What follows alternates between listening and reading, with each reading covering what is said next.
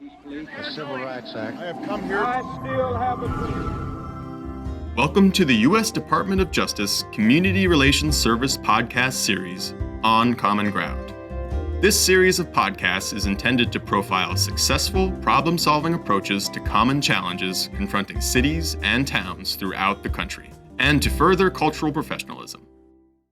Hello, and welcome to the U.S. Department of Justice Community Relations Services podcast on strengthening relations with American Arab communities. Joining us today is Abed Ayoub, Legal and Policy Director for the Arab American Anti-Discrimination Committee, a national Arab American civil rights organization with close to 30 chapters throughout the country, and is headquartered in Washington, D.C. Welcome, Abed. Thank you. I appreciate it. Abed, let's jump right into it. Can you provide us with an overview of the size and makeup of the American Arab population in the United States?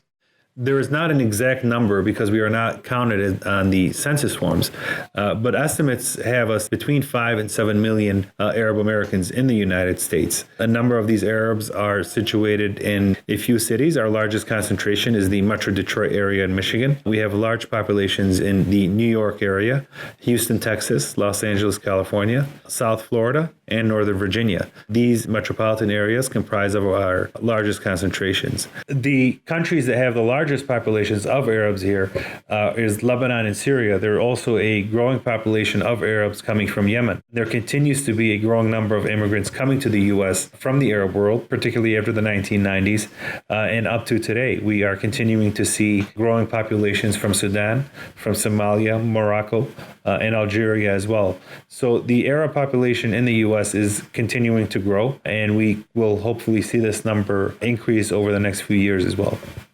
To some people, when they hear those countries and when they think of Arab Americans, they automatically think of Muslims. Is that accurate? That is not accurate. In the United States, a majority of Arabs are Christian. In fact, over 70% of Arabs in the United States are Christian. The Arab American community is very diverse, and it is not monolithic. There are a number of different beliefs in the community and a number of different religious components in the community. So to say that all Arabs are Muslim is not accurate, such as the fact that not all Muslims are Arab as well. So the Arab American community, again, it is very diverse. A number of different religions are represented. The one thing they do share is a common culture, a common language, and a common tradition and heritage, which comes from the Middle East and North Africa. So I hear you saying that being an American Arab or Arab American has little or nothing to do with religion. It's more about culture. What are some of the similarities shared by American Arabs? You are correct. Being Arab or being Arab American has nothing to do with religion. Arabs and Arab Americans share a number of commonalities and similarities. The most important of these is speaking Arabic or knowing the language of Arabic, which is the native language of Middle East and North Africa. Other cultural things that the members of the Arab community share is maybe food and dress and the way they behave and the way they carry their family traditions. So these are just some of the aspects, cultural aspects that they share. Thank you, Abed.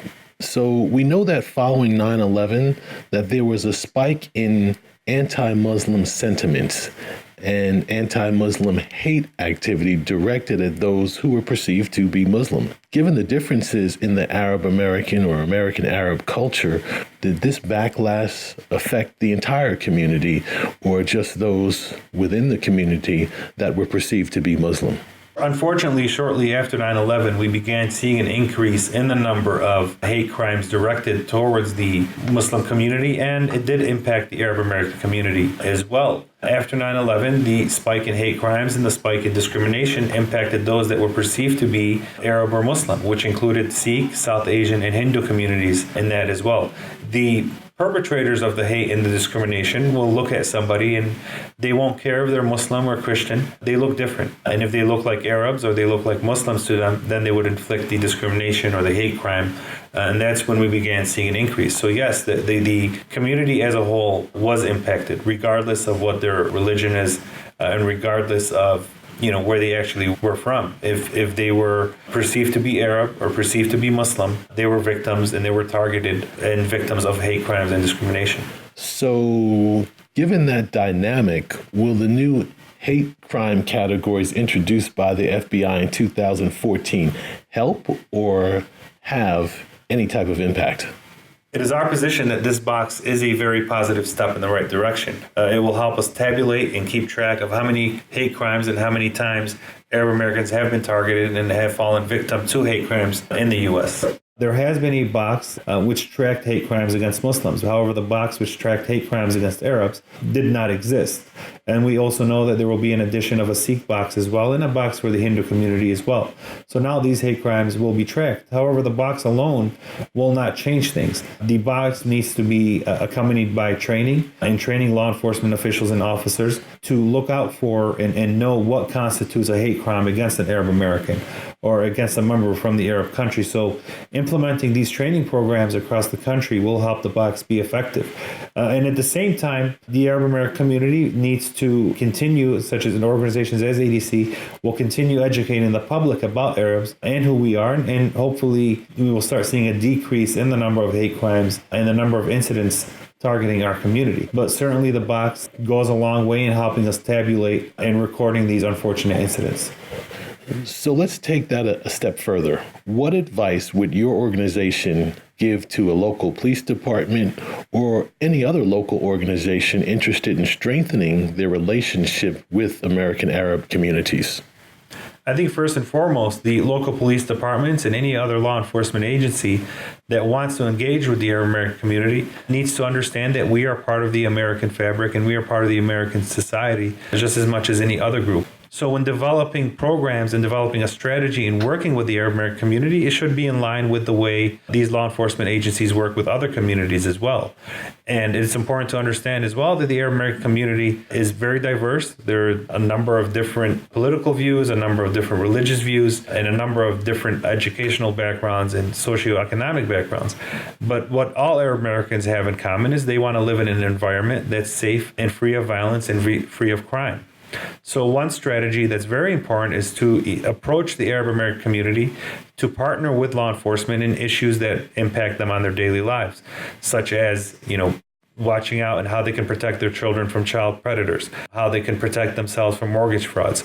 So these everyday issues that impact the American public also impact our community. So when we can develop strategies and outreach strategies and pull the Arab American community into these conversations, that lays the groundwork for a strong relationship moving forward between local law enforcement and the community itself. So what specific suggestions would you make to a police chief or any other leader of a local organization about how to engage? Are there particular venues, specific things they can do?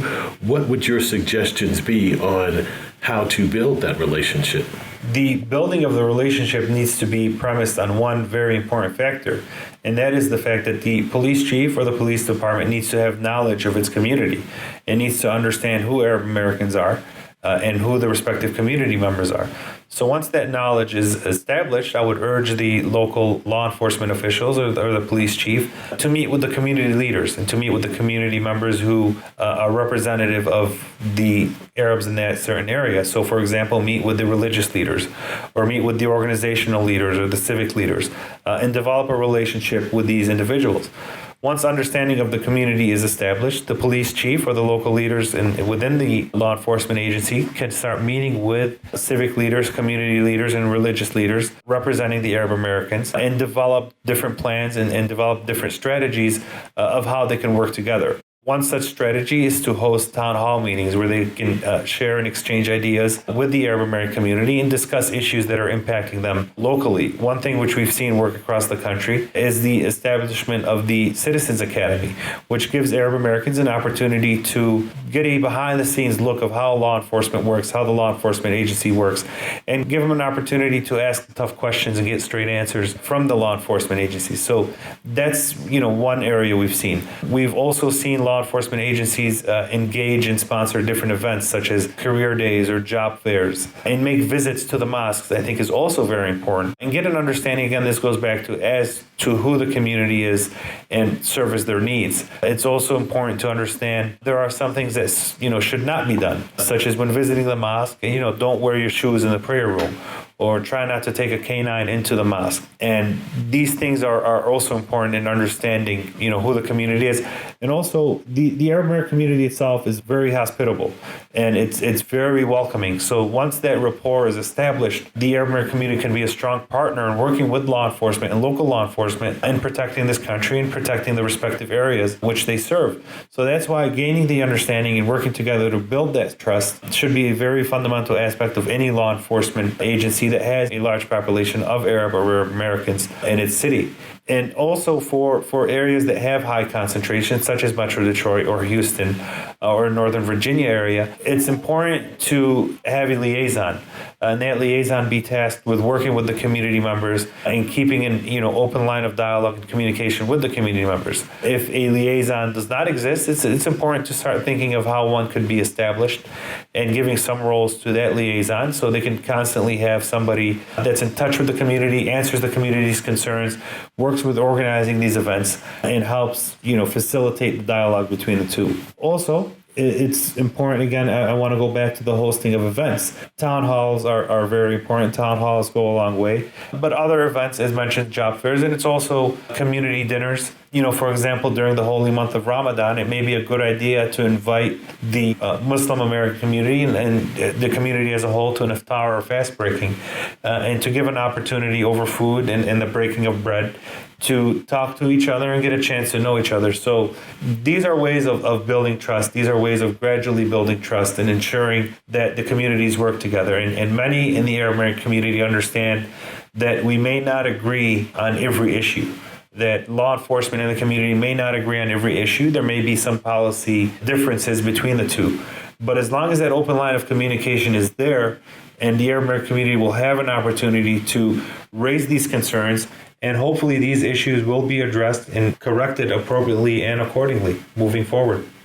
Thank you for that insight. We've been talking with Abed Ayoub, who is the Legal and Policy Director for the American Arab Anti-Discrimination Committee, a national Arab American civil rights organization with close to 30 chapters throughout the United States. Abed, if someone was interested in speaking with you or speaking with a representative from one of your nearly 30 chapters, how would they get in touch with the ADC? Well, I want to thank you for the opportunity for being with you here today and sharing our insight. It's greatly appreciated, and we are very thankful for our relationship between CRS and the Arab American community. If interested parties want to get in touch with ADC, you can visit our website at www.adc.org. You can also send an email to adc@adc.org, or you can give us a call at 202-244-2990. We have a fully staffed legal department, and we'll certainly be able to help you with any requests you have. This has been a U.S. Department of Justice Community Relations Service podcast.